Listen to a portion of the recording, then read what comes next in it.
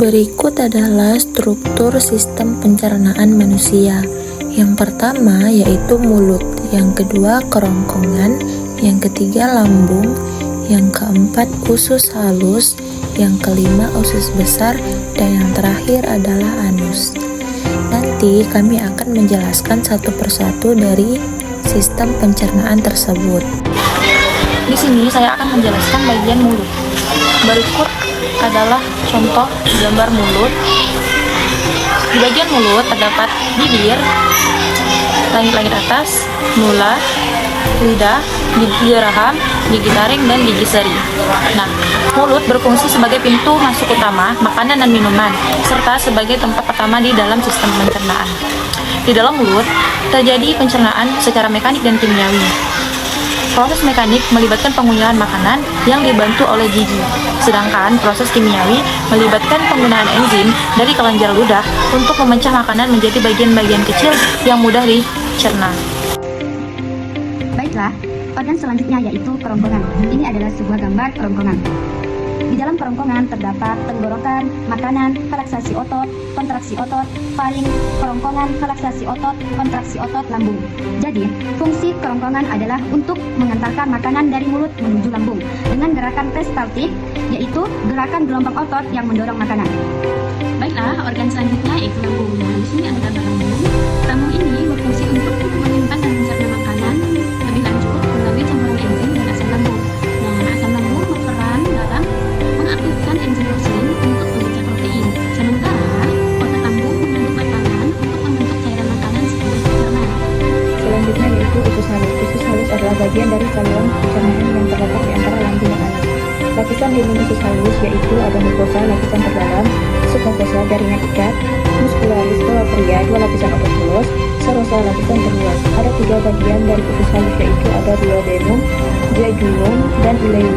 Yang pertama yaitu duodenum, yaitu usus 12 jari, bagian terpendek bentuk C, panjang kurang dari 25 cm. Fungsinya menghasilkan cairan pencernaan dan enzim untuk memecah makanan. Yang kedua yaitu jejunum, usus kosong terletak setengah antara duodenum dan ileum. Panjangnya kurang dari 2,5 meter. Fungsinya menyerap sebagian besar nutrisi, makanan, karbohidrat, protein, dan lemak. Yang ketiga yaitu ileum. Ileum adalah usus penyerapan bagian terakhir dari usus halus. Panjang kurang dari 3,5 meter. Fungsinya menyerap nutrisi yang tidak diserap jejunum, vitamin B, garam, empedu, dan sisa nutrisi lainnya. Organ selanjutnya, usus besar. Usus besar adalah bagian akhir dari sistem yang berfungsi untuk menyerap air, mineral, dan garam dari sisa makanan, serta membentuk dan mengeluarkan feses. Usus besar terletak setelah usus halus dan berakhir di anus dengan kepanjangan 1,5 meter pada orang dewasa.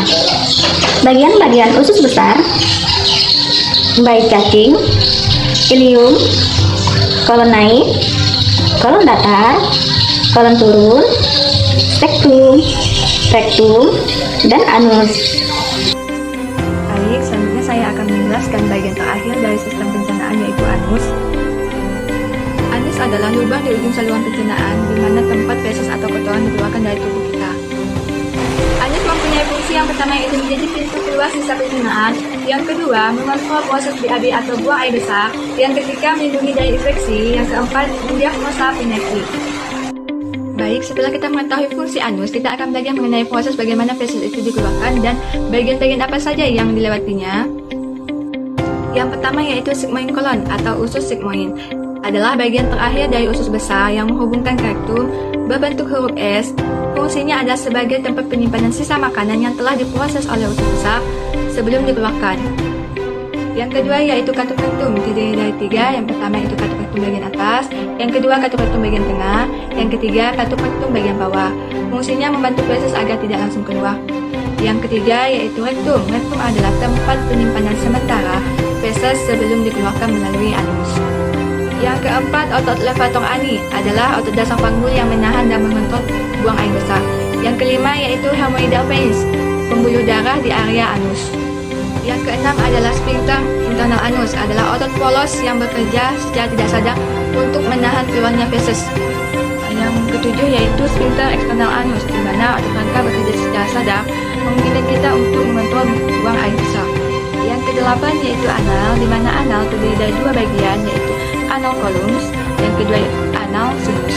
Anal columns adalah lipatan vertikal kecil di dinding dalam anus yang berisi pembuluh darah. Sedangkan kolom sinus adalah lekukan kecil di antara kolom anus tempat keluarnya lendir pelumas. Yang kesembilan yaitu anus, di mana anus adalah lubang paling luar dari saluran pencernaan, tempat keluarnya feses dari tubuh kita.